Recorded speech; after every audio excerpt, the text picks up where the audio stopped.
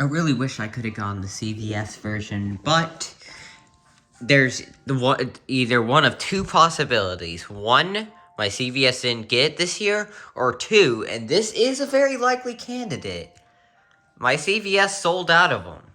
Because, listen, the CVS I go to that actually gets animatronics, as soon as they put them on shelves, they sell out like wildfire. People buy them out at my CVS, so I wouldn't doubt it if the best friend dog was sold out at CVS.